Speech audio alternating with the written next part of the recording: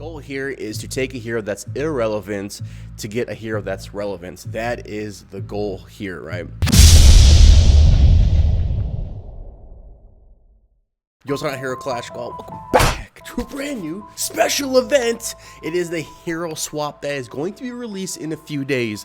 Now, on social media, I received a lot of questions. Yo, Trin, I'm in this predicament. I'm in this scenario. Who should I swap? What's the best moves? And I'm going to be going over most of the options. Now, there are some predicaments, some scenarios people are in where it's like, oof, man, unfortunate, but that's just the way your journey has gone based on the timing of how many days you've been playing the game, how fast you ranked up, and when this event comes out. So however, there is good news. There's really good news, and let's go over it today. Here we go. So first things first, we're gonna head over to the hero substitution voucher. As you can see, Christmas exclusive reward, blah blah blah, cost-free substitution of heroes, reward countdown in 3 days. So in 3 days from this video, Thursday night, Friday morning, depending where you're at in the world, this will unlock, and then you'll receive a hero clash substitution voucher. Now, I do want to explain something. The countdown of this whole event when it starts will be just getting the voucher itself, okay?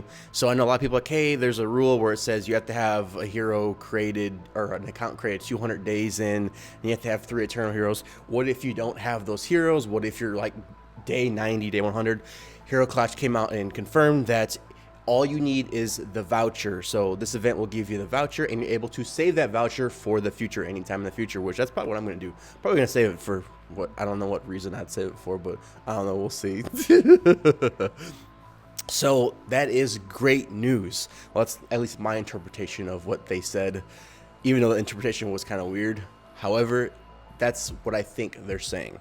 As long as you claim the voucher, it will stay in your bag for future use, even if you are ineligible to use it at this time. Okay, now moving on to the second thing we have is, obviously, long story short, whatever hero you have, you'll be able to substitute it for a different hero. There are a lot of limitations. There's only a few good heroes. There's no God/Voiders. There's no poor Selena for obvious reasons. Okay, so, and then going over to this one, it says the training progress of heroes will be swapped upon confirmation. Too easy. Now we're going to go over to the chart I created, and I'm going to be explaining this chart, so make sure you pay attention, because it might seem simple, but it's actually very complex, because it depends on what scenario you're in, and we're going to talk about that. Okay, and there's a lot of scenarios we're going to talk about today. So in this case, you're going to have the red circle. You're going to have your main heroes. These are going to be your first resort sacrifices. So if you mistakenly built Crystal or Renika or whatever, they're going to be 100% first to pick one of the 4 heroes in purple. Now, with the numbers on the heroes, we'll talk about those in a few minutes. Moving back to the red circle, like I said, it's going to be your #1 priority to sacrifice for your #1 hero to summon, right? Sacrifice, summon, Kekadoodles, right? Now you'll notice on the chart, you're going to have the pink dashed lines. That means these heroes are interchangeable. If you mistakenly built AV or something, I would sacrifice AV over Alvarez. Now the reason why Alvarez is in the red circle is because she's the easiest to build and the quickest to build for free.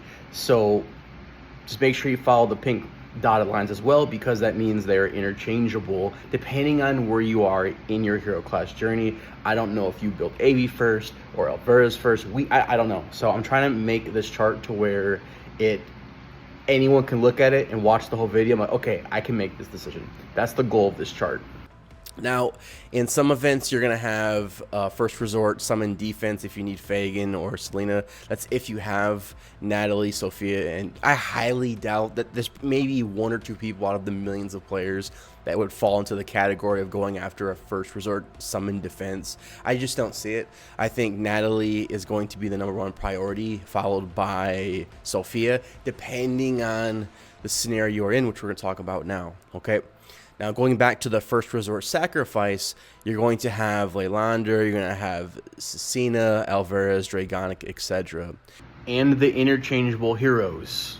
Now, looking at the last resort sacrifice, I think their last resort sacrifices is because I don't think people are going to have these heroes built before the first resort. But in the case you went down a different hero clash path than the normal path of Alvarez, etc., then interchange those heroes with the red and blue circle. Anyways, we go over to the far left white circle we have is Don't Touch. I think Geo and Anju are two heroes that shouldn't be touched at all in this scenario of the voucher, because these are all the heroes that are available. Now, going back to the purple circle, we're going to talk about this. The reason why Sophia and Natalie are number 1/number 2 is because of the availability. And these available heroes are extremely OP, and they're the meta in Hero Clash currently, with new meta coming out as well. But yeah, I think Natalie is going to be number 1, with the Phoenix being number 4, because those two are in the same boat, the same category. They're extremely hard to unlock, and I would switch, Cecina for Natalie or Cecina for the Phoenix any day of the week. Honestly, when it comes to 1, 2, 3, 4, they're all interchangeable. It just depends on what scenario you're in Hero Clash. Now, I think Sparta would be a good move if you already have Natalie and the Phoenix and Sophia maxed. Then I would definitely exchange any of those 6, I would say 10 heroes in blue circle, red circle for Sparta, right? Only if you have Porcelina maxed out. If you only have Alvarez as your main attacker, do not get rid of her. Put her in the blue circle and go from there. Do not get rid of your main attacking hero for any hero in purple, because it's not worth it. Save the voucher if you only have Alvarez as an attacking hero. Now, some of you are going to be in a scenario where you don't have Natalie or Phoenix or any of the purple. We're getting into an area of like, oof, you might want to save that voucher. And the reason why Alvarez is the first resort sacrifice is because she's the easiest to unlock, right? Again, I'm going to say it 50 more million times because I don't want anyone to get confused or take this photo out of context. Yes, she's in the red circle if you already have Porcelina, if you already have a lot of attackers. However, she'll easily go to the blue circle if she's your only attacker or only one of 2 attackers. I want to be crystal clear, and that's what the pink dashed lines are for. And I don't want anyone to miss the context or misinterpret it because of what this one chart shows, when it's based on your scenario, and these heroes will literally be interchangeable between the 2 white lines between red and blue based on where you're at in the game and who you have unlocked. So yeah, the goal here is to take a hero that's irrelevant to get a hero that's relevant. That is the goal here, right? So that's why Dragonic's more towards the bottom of the red circle, because he's a less priority to sacrifice, because he actually is pretty good. However, I think he probably falls in between the blue and the red category, Now, main heroes I would definitely sacrifice is Cena, Alvarez, Crystal, Renika, whatever her name is, and Lilandra. Those are the top 5 heroes where I would get rid of 100% just to pull one of the top 4 purple heroes, right? However, now going back to the beginner's guide, going back to, new players before 200 days or whatever, or around 200 days, if you only have Alvarez as an attacking hero, I highly recommend, focusing on a different hero such as Cecina or whatever to sacrifice for Natalie or Sophia. Probably Natalie. Phoenix is just so irrelevant right now. She's still good, but she's irrelevant. However, I do believe, based on numbers, based on, where Hero Clash is going, that Natalie is still extremely relevant because she has that whole true damage factor, etc. Okay? So I think I would go with Natalie. And then if you already have her, mainly already maxed out or something, then I would definitely go with Sophia. And if you have those 2 maxed out, then I would go with Sparta or Phoenix, probably Sparta, because he's the king of PvE, or one of the kings of PvE, and that will help you progress and get more rewards. Like I said, there's so many scenarios I can go over, but I think number 1 scenario is for newer players. If you only have 1 attacker when it comes to Alvarez, your number 1 priority is going to be Porcelina. If you're like, oh, there's no Porcelina. Exactly. You're going to want to focus your resources on Porcelina, and then you're going to want to have a second hero next to her, which is going to be, it's between Sophia and Natalie. It's one of those 2.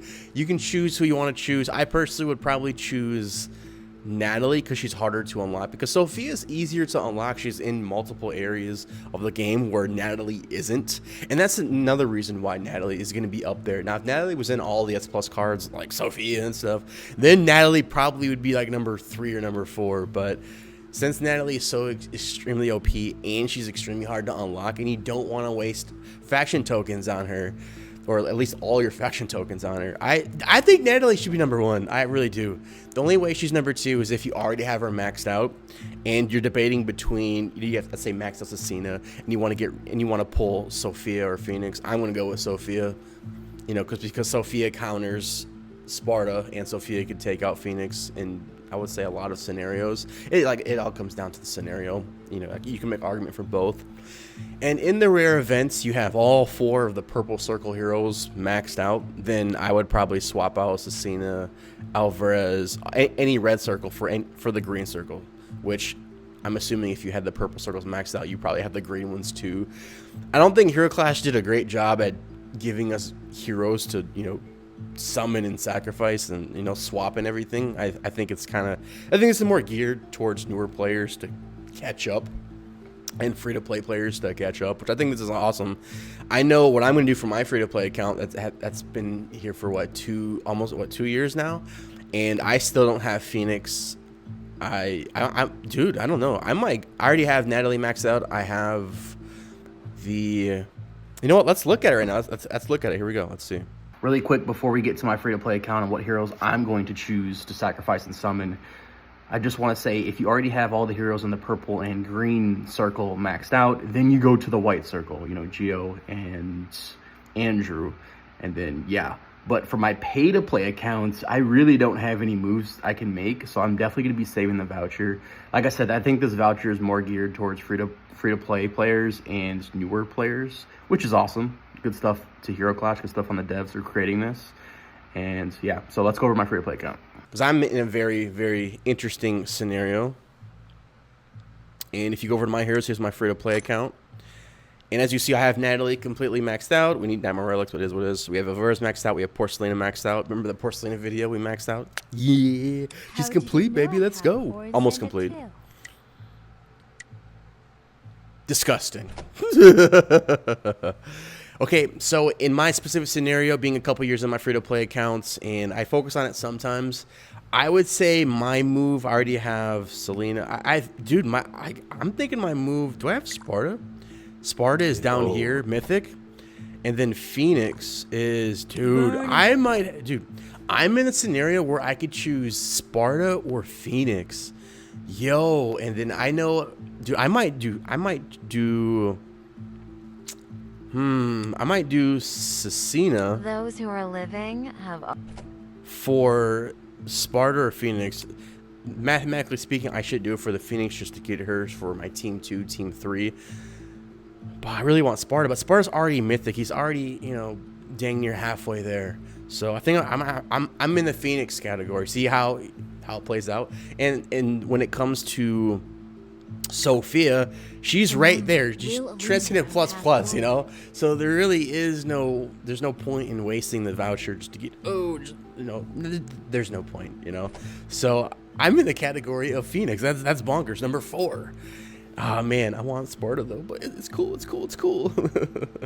Now, some of you guys could be in a scenario where you have all 4 purples, you have all greens. Other than that, if you're in the category where you have the white circle maxed out, purple maxed out, green maxed out, I recommend just saving the voucher. You know, saving the voucher and then, you know, going from there. Yeah, I think that's, you know, my best 3 cents. Yeah. So hopefully we covered your scenario. I hope we did. If not, then let me know, and then we can go over it one-on-one. And yeah, greatness manifested.